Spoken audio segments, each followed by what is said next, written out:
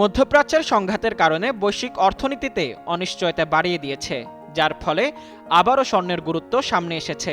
বিশ্বের শীর্ষস্থানীয় স্বর্ণ উৎপাদনকারী ওয়ার্ল্ড গোল্ড কাউন্সিল জানিয়েছেন, এই সংকটকে কেন্দ্র করে বিশ্বের বিভিন্ন দেশের কেন্দ্রীয় ব্যাংকে সাম্প্রতিক সময়ে ব্যাপক হারে স্বর্ণের মজুদ বাড়াচ্ছে। কিন্তু এই মজুদ বাড়ানোর পেছনে কী কারণ রয়েছে সেটি আজকে জানব। এর পেছনে বড় কারণ হিসেবে কাজ করছে বাড়তে থাকা ভূরাজনৈতিক উত্তেজনা ও মুদ্রাস্ফীতির উদ্বেগ, যার ফলে আবারও নিরাপদ সম্পদ হিসেবে স্বর্ণের প্রতি আগ্রহ বাড়ছে বিশ্ববাসীর।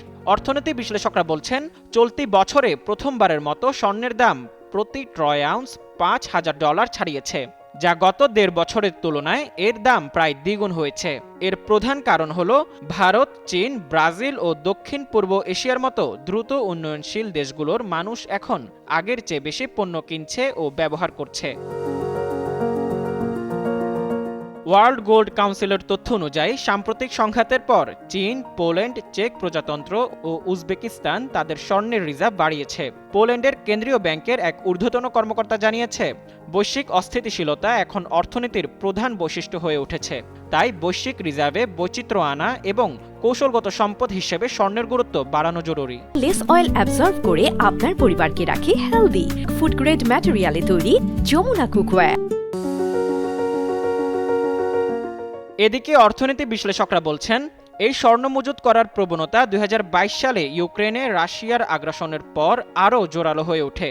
যুদ্ধের সময় পশ্চিমা দেশগুলো রাশিয়ার বৈশ্বিক রিজার্ভ জব্দ করায় অনেক দেশ বুঝতে পেরেছে ডলার বা ইউরোর উপর নির্ভর করা ঝুঁকিপূর্ণ হতে পারে। এরপর থেকেই কেন্দ্রীয় ব্যাংকগুলোর দিকে বিশ্ববাসীর নজর পড়েছে এবং ব্যাংকগুলোতে স্বর্ণের মজুদ বাড়তে থাকে।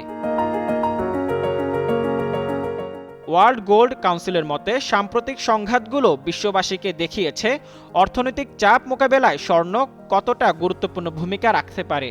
উদাহরণ হিসেবে, যুক্তরাষ্ট্র ও ইসরায়েলের হামলার পর তুরস্ক তাদের রিজার্ভ থেকে বিপুল পরিমাণ স্বর্ণ বিক্রি করেছে, যাতে তাদের মুদ্রার মান স্থিতিশীল রাখা যায়।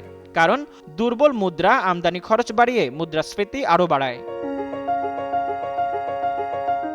বিশেষজ্ঞদের মতে, স্বর্ণ একটি বৈশ্বিক গ্রহণযোগ্য ও তরল সম্পদ।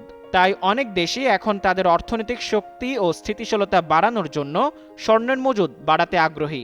বিশ্লেষকদের মতে, ভবিষ্যতেও এই প্রবণতা অব্যাহত থাকতে পারে এবং স্বর্ণের বাজারে কেন্দ্রীয় ব্যাংকগুলো বড় ভূমিকা রাখার আশঙ্কা রয়েছে। সব মিলিয়ে বৈশ্বিক অনিশ্চয়তা ও আর্থিক ঝুঁকির প্রেক্ষাপটে স্বর্ণ আবারও কেন্দ্রীয় ব্যাংকগুলোর জন্য গুরুত্বপূর্ণ সম্পদ হয়ে উঠেছে। মুজাম্মেল পায়েল, যুগান্তর নিউজ।